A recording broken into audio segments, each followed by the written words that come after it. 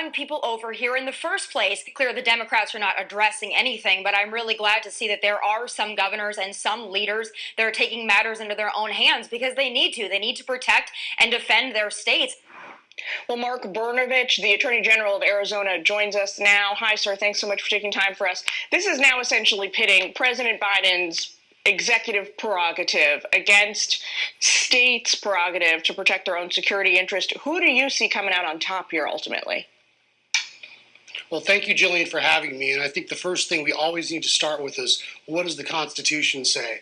And the reality is the states created the federal government. Sounds like a reasonable place to start. Do not create the states. Sorry, I said that sounds like a reasonable place to start. Oh, thank you. No, I mean, look, here at the end of the day, the federal government is charged with protecting our borders. They are not.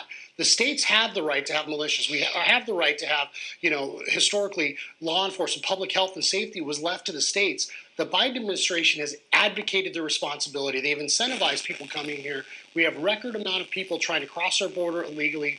We know that there are 1.2 million people deportation orders. They are refusing to deport, including that means criminals are being released into our community. So the states are trying to do everything they can. But the reality is that this is the Biden administration's job.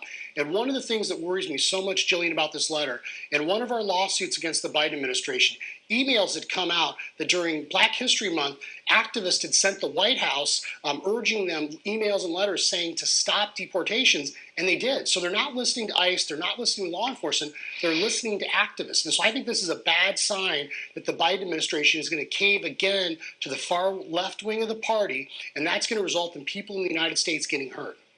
So take a look at this. A new poll now shows that 33% of respondents approve of President Biden's handling of the southern border. 51% disapprove. This is an issue that has dogged him, it seems like, from day one. I mean, the vice president has now traveled to the border region. She's traveled to the Northern Triangle countries. Have you seen any signs from anybody in the administration that the path forward may be clear, that things may improve?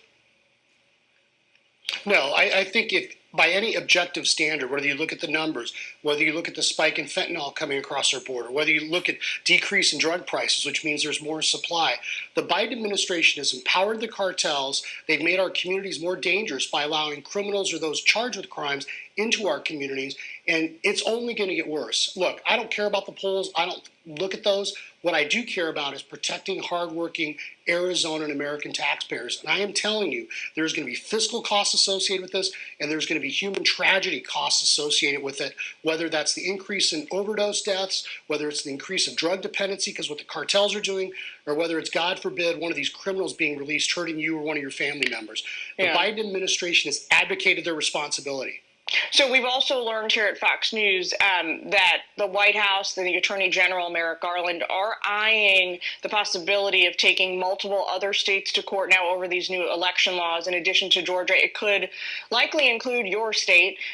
Want to bring this up for viewers. In a new letter to the DOJ, you've promised to fight any legal challenge that you might receive. You say Arizona will not sit back and let the Biden administration abuse its authority, refuse to uphold laws, or attempt to commandeer our state's sovereignty. It's a bold promise there. Are you confident that you're going to prevail in a court of law? Yeah, Vini Vidi Vici. I mean, if you look at the case I just argued at the U.S. Supreme Court, we won, Brnovich v. DNC, it is clear the courts are not in the mood for this nonsense. We know, Jillian, if you look at the hypocrisy of the left, there are states like New York, Connecticut, New Jersey, the list goes on and on, that have way more restrictions when it comes to voting than Arizona does. We offer a plethora of options. So if indeed the Biden administration wants to take our state to court, I will fight them. And to quote Al Davis, we will just win, baby. Does the recent SCOTUS ruling on Arizona kind of up the ante for you, make the bar higher? Well, I think it's going to make it much more difficult for DOJ to proceed with these publicity stunts. And let's make no mistake, that's what they are. The Biden administration is trying to appease the far left of the party, and what they are doing is shredding the role the Department of Justice has traditionally had. I worked at DOJ at one point, and the idea that they're going to kind of selectively go into red states and file lawsuits because they want to micromanage our elections is really not only contrary to the Constitution, but it exposes how political this is, because we know that there are a whole host of left-wing states with way more restrictions than a state like Arizona has. So shame on the DOJ, shame on the Biden administration for caving to left-wing activists. All right, we got to leave it there. Attorney General Brnovich, thanks so much for joining us today. We appreciate it. Thank you. You bet.